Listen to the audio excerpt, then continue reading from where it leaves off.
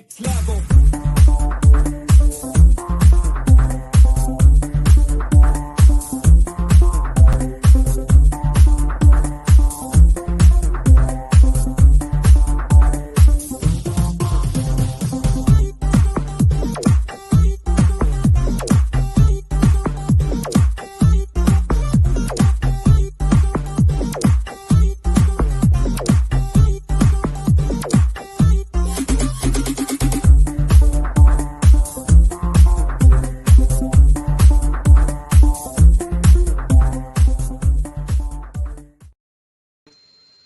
Hello, hello, good morning, good afternoon, good evening, wherever you are in the world. This is Coach Tiffany Parra, editor-in-chief of Phoenix Fitness Fanatics magazine. We are taking center stage today on the Own It publishing platform with one of our new contributing writers. I am so excited to introduce you all. So let me go ahead and bring her on in the house. Good morning, Coach Abby. Oh my goodness, I'm so excited to have you on. Hello, I'm so excited too. Oh my goodness. So Coach Abby, please just share with our audience just a little bit about yourself, just who you are, where you're from, and just a little bit about what you do. Okay, my name's AB, as you can tell, AB Sheila Diete-Spiff, and I am a mother, grandmother, and great-grandmother. I'm from the United Kingdom, from London, with African parents, Nigeria, and I work as a coach in self-love, relationship, and transition coaching. For me, self-love is very, very powerful, and I feel it's the foundation for who we are, knowing who we are, and being authentic, being your authentic self, and living in your truth. So, in a nutshell, that's what I'm all about, and I try and teach that. Awesome. I love that. Self-love is everything. So tell us a little bit about your journey just coming into coaching, because getting into this coaching realm, it can take a lot, right? So what led you to want to get into this industry and, do what you do? What drives you to help people? Okay, I've always wanted to be a teacher, right from when I was really young. But somehow found myself initially in finance, in accounting, and then fell into human resources. And I worked in human resources for years. How did I get into coaching? Gosh, I never ever thought about coaching, but I was in an abusive relationship in my marriage for 10 years. And when I came out, I started to question myself, why did I end up in that sort of situation? And realized the responsibility for what happened to me. I'm not saying that the abuser, the perpetrator, has free or the perpetrator is innocent of what happened and it was my fault. It's not about fault, it's not about judgment, but it's about taking action. And through my life, I then had an autoimmune condition. So my health began to fail. I had an autoimmune condition. I also had a problem with my spine. And I thought, and I was put on medication. I thought, I can't do this for the rest of my life. My doctor said, you have to take this for the rest of your life. I thought, I can't do this for the rest of my life. That was really weird because as I decided that I can't do this for the rest of my life, there must be another way out. I started to get the answers. And so I got into the nutrition field. And I was wellness and fitness coach in the of nutrition initially. That's where I started. And I took a course in nutrition. So I became an expert in nutrition and functionality. So that got me into the realm of health, which I'm really passionate about. And I work in conjunction with self-love and health, because I think if you've got self-love, that also spills into your health. So your exercise, what you eat, what you put on your skin, what you put on your hair, everything falls together. And so that was it. But I found out that my greater pulling was towards like more relationship and more towards self-love, because I think if you have love for self, that's expansive, and you have love for everybody, everything else. And if you have love for self, you have respect for self. And if you have respect for self, you don't allow certain things to happen to you. So you don't allow people to treat you in certain ways because you kind of think, oh no, that's not right. You can't treat me that way. You either treat me right or I walk or you walk, you know. So it's Yes. about, I think self-love is the foundation. And through self-love, you find your authentic self. And it's very important to find authentic self. Even with my health coaching, I always realized it was mind, body, and spirit. The three have to work together. The way mind, body, and spirit. And you have to be able Yeah. to understand the three in you. So being able to listen to your Mm-hmm. body, being able to listen to your mind taking control of your body, and your spirit giving you the answers through your subconscious mind.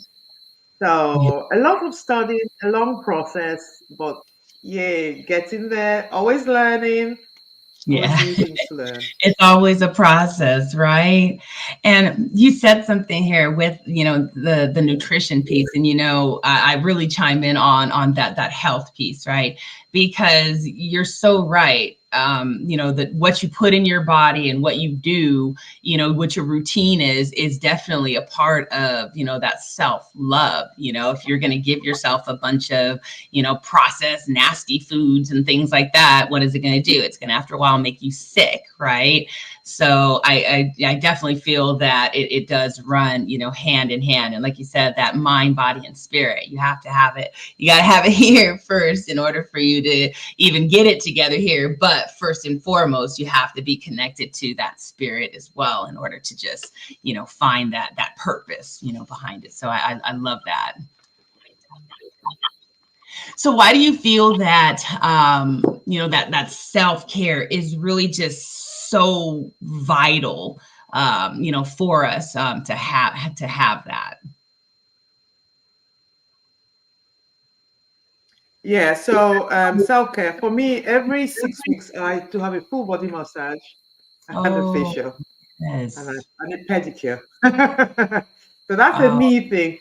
I think you have to have a date with yourself too. So I mean, I did a course, the Artist's Way is called. There's a book called the Artist. I can't remember something Cameron. I can't remember her first name. And she talks you through about self-love. And it's very important to have time to yourself. It doesn't have to be long, that can be 5 minutes. But I tend to maybe go to the theater, things I love to do, find out who I am. Because through my years of marriage and bringing up my children, I had to then redefine myself, find out who I really am, because I lost myself through those years, 40 years of being that. I completely forgot who I really am. And I think it's important not to forget who you are. So as a youngster, if you are a youngster, not like some of us, just remember that you need to take time out, a me time. And it's not being selfish, because being selfish is kind of more narcissistic, thinking about how you're going to from other people. No, but it's being able to equip yourself so that you can be of use. Because if you don't do that, what happens? And that happened to me. You get burnout after some time. You get burnout, and you might not be able to get out of burnout. So it's very important that you don't reach that stage of burnout. And self-care includes, for me, the exercise or the physical stuff, what you put in your body, what you put on your skin. I think the skin is something that we forget, that it's our largest yeah. organ, and anything you put on is also going inside.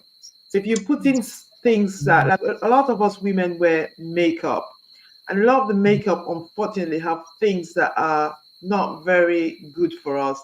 So we have to be careful what we use. Personally, because everything is so small and I can't read. Actually, it's not that I can't read. I don't have the patience to read everything. I tend to make my own. And so I make my own body cream, my own deodorant. I can't make things like lipstick.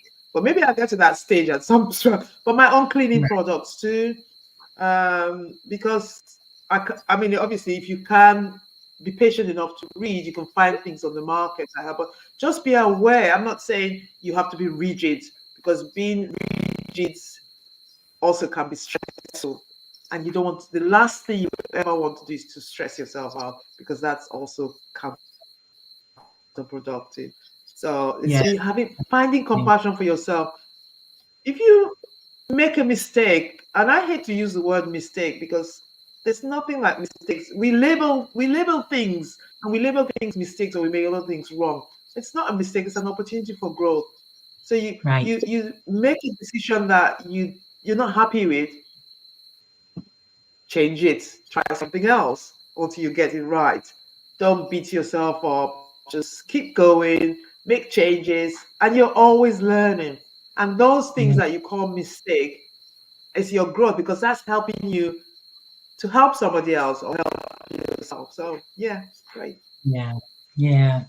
No, I love just taking that time for yourself. I love going out into nature and just grounding for a minute, Oh just yeah. going with everyone, putting my feet in the grass and just Oh, um amazing. and taking some nice cleansing deep breaths and just taking that time. It balances everything.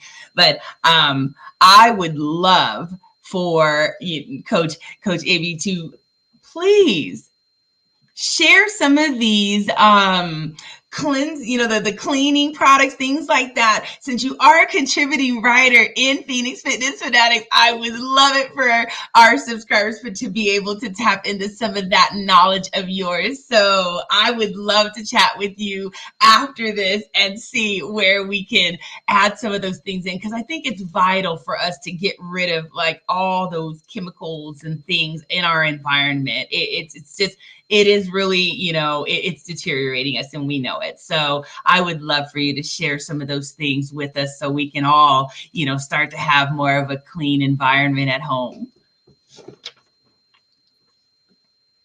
Yeah, yeah. Do you want me to share that now? No, I It's would really know. very. I'm talking about in the magazine. So Oh, let's just talk oh, about. great. Yeah. We've spoken before. We talked about that power of that subconscious mind, and the Yeah. different things that it does. So let's talk about that. Tell us a little bit about that.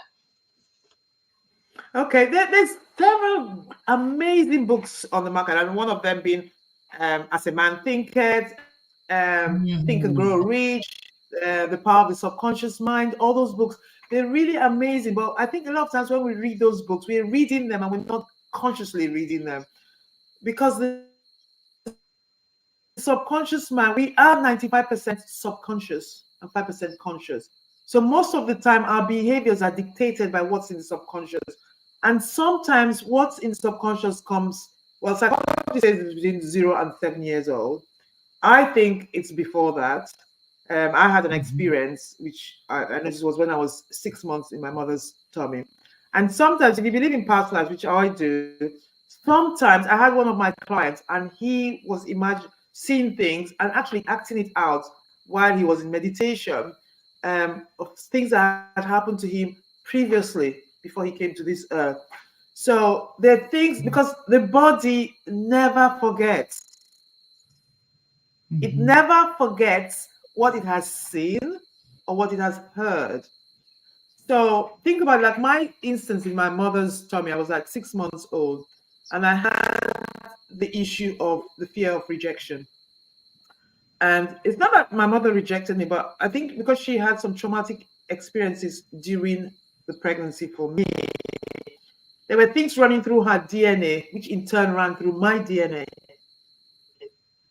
Mhm. So I didn't know that was coming from there until I got into this state of mind, and I could actually see myself there in that womb. And so this is one of the things I do. So I go back into the past and then I help people release the trauma. You don't need to know what happened. You just need to be able to Mhm. release the trauma. And Right. yeah, so things run in our subconscious mind. And while you're sleeping, your subconscious mind never sleeps. Right. So if you think about a computer, so the mind is like a computer. The conscious mind processes 134, 134 I think it's thousand or bits per second, but the subconscious mind processes 2 million bits per second. Some people Wow. believe it's up to 9 million bits a second. There's just no comparison. So everything you've ever heard or seen is within you.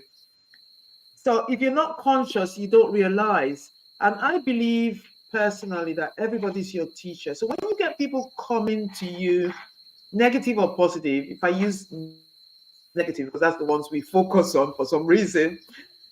So somebody's coming to you and they're very aggressive towards you, and they're saying nasty things towards you.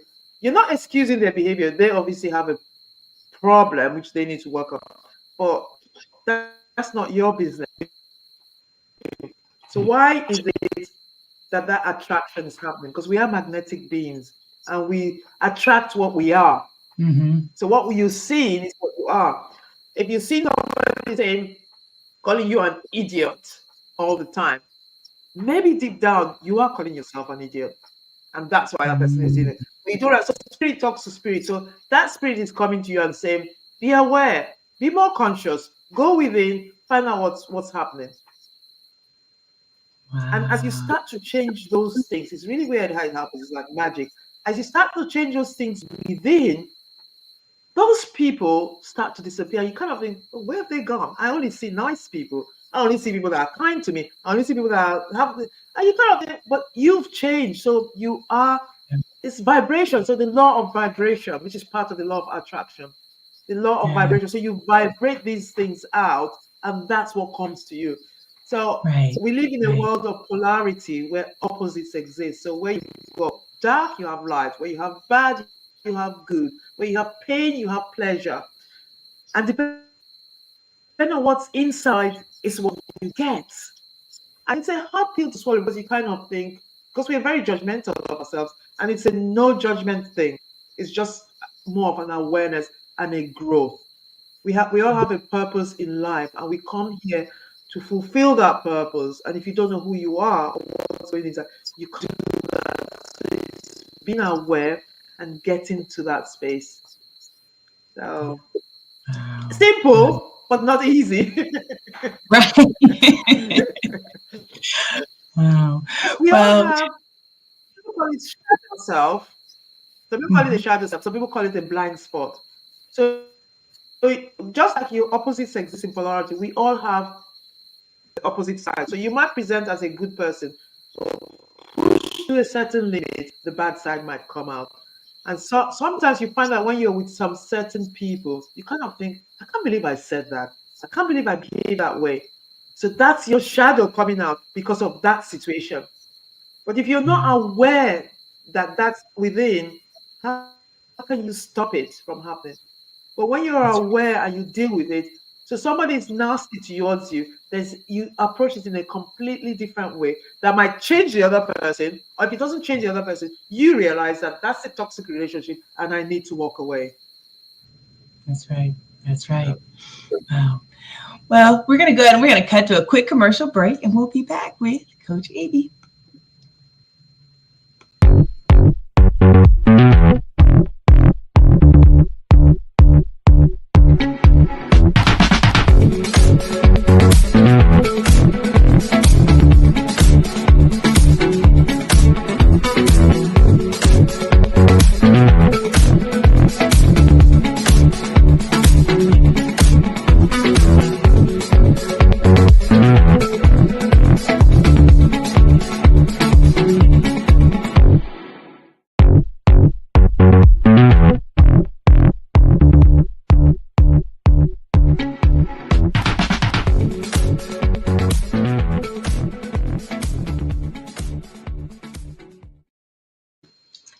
Oh, I just love that commercial from Mupo Entertainment.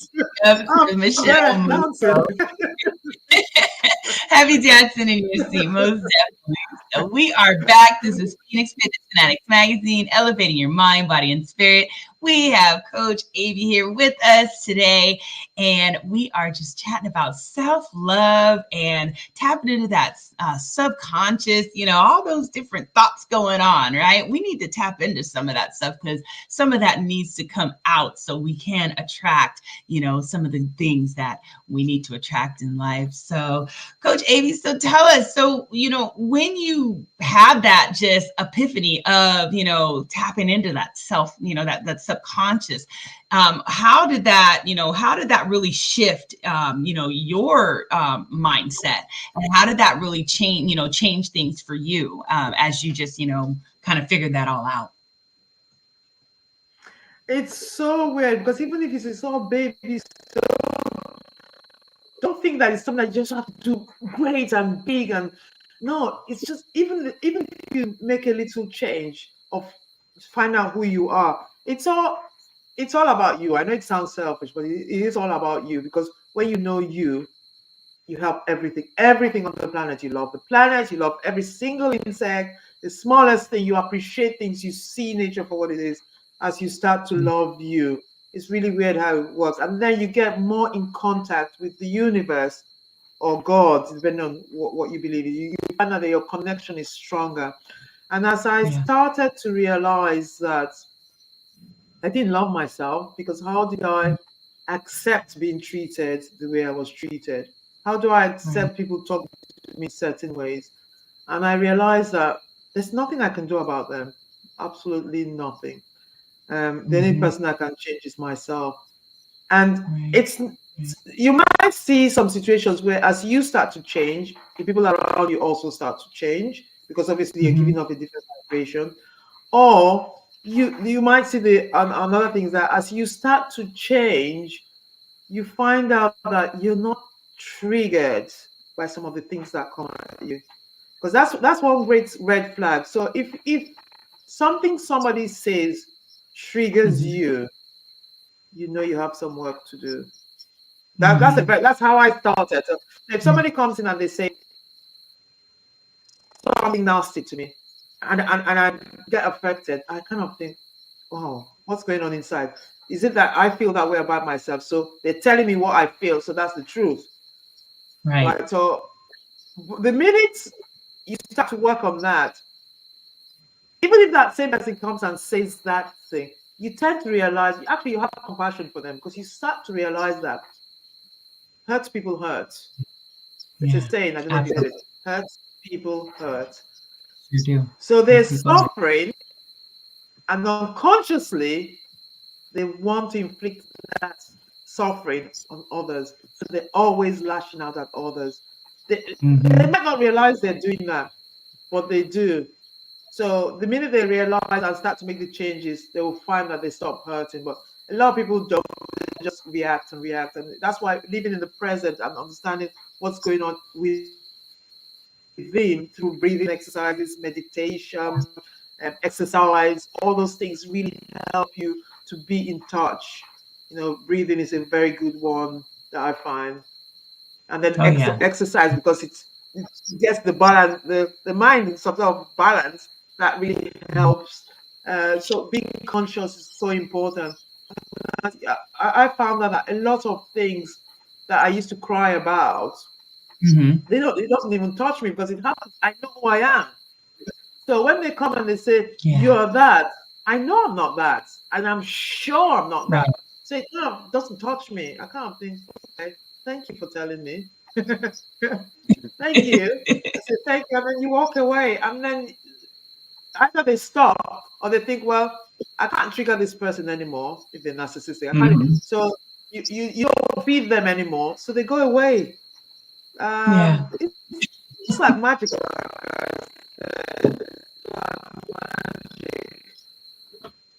Yeah. Wow.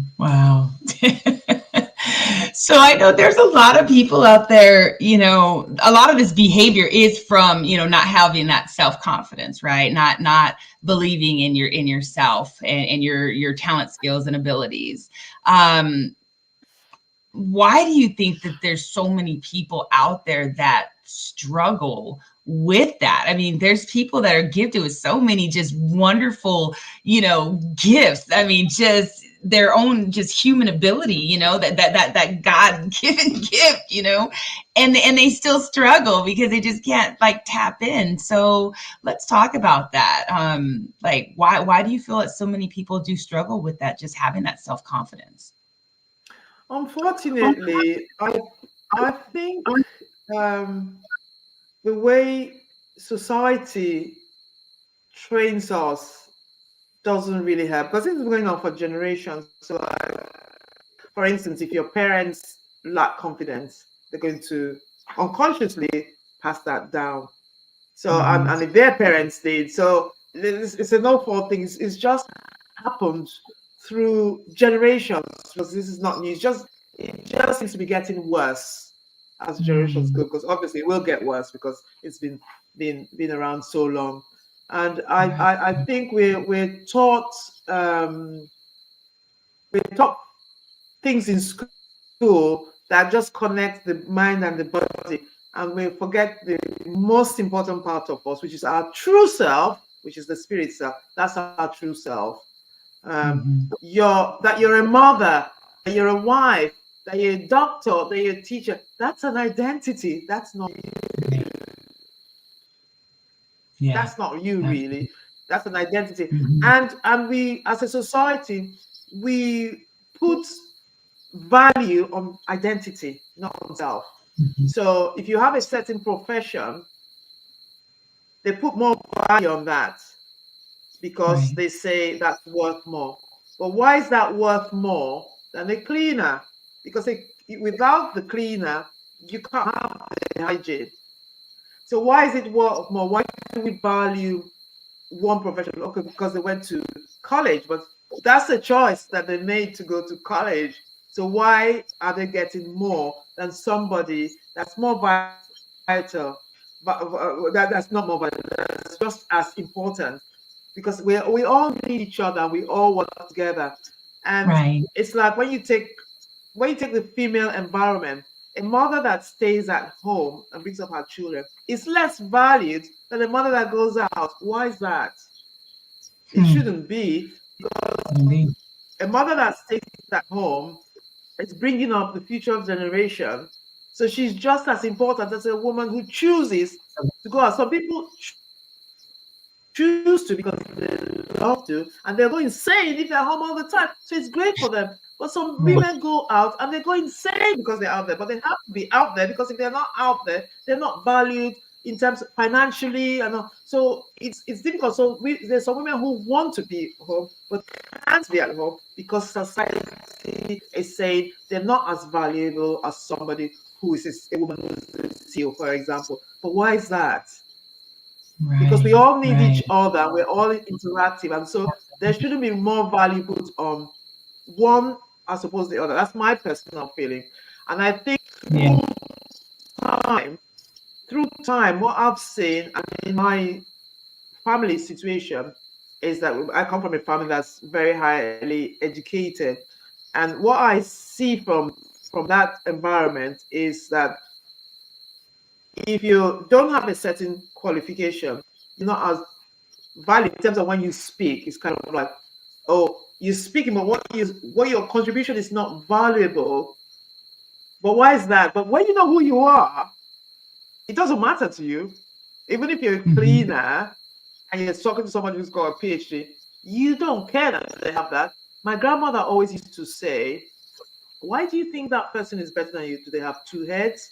They have one head, you got one head. So therefore, you have the brain and the intuition and the knowledge to find out what's the truth. Just because you read it somewhere, why do you take it as gospel, as 100%?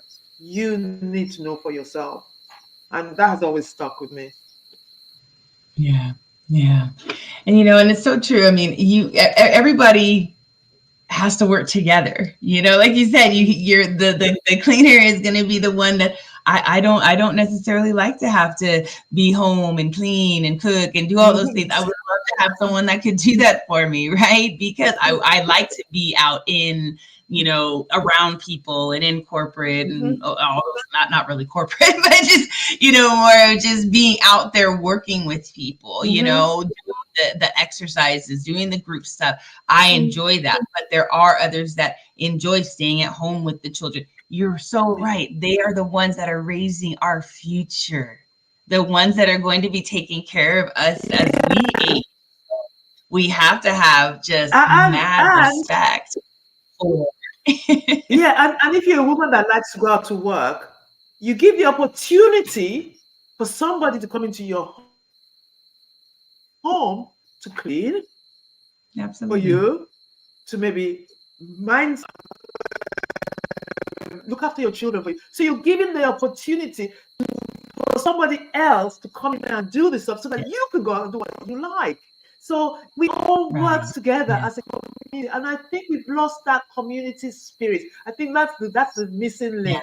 We've lost that community spirit that we all need each other to be able to get to where we want to be.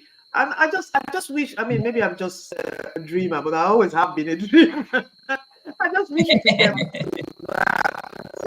we all work together, so we just have this life of happiness, which is what we all strive for. Yeah.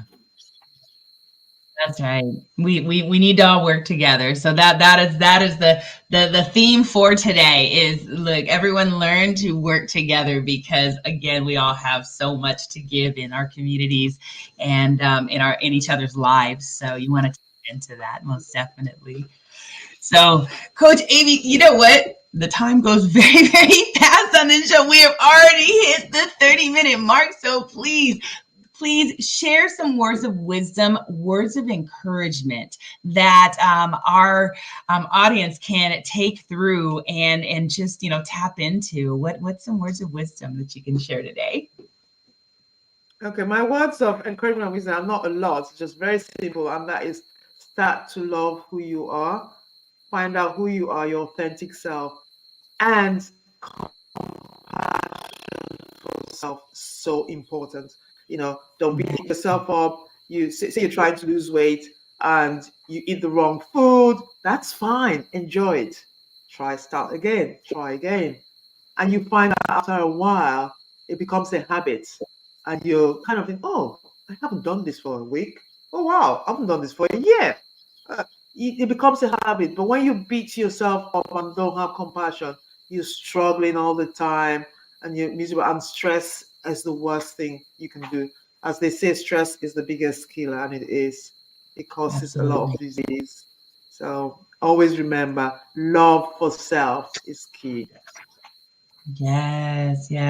What a very, very great message. Love yourself, everyone. So, Amy, I want to thank you so much for joining us today and sharing a little bit about you to our audience. And I also want to thank you for being a part of the Phoenix Fitness Fanatics family. I am so excited for all the wonderful knowledge, wisdom you're going to be sharing. And again, I am looking forward to us tapping into some of those natural cleaning, things so we can really just get some of that toxic stuff out of our lives. So everyone, thank you so much for joining us today. We love you so much, and we will see you next time. Take care, everybody. Take care. Bye. See you next time.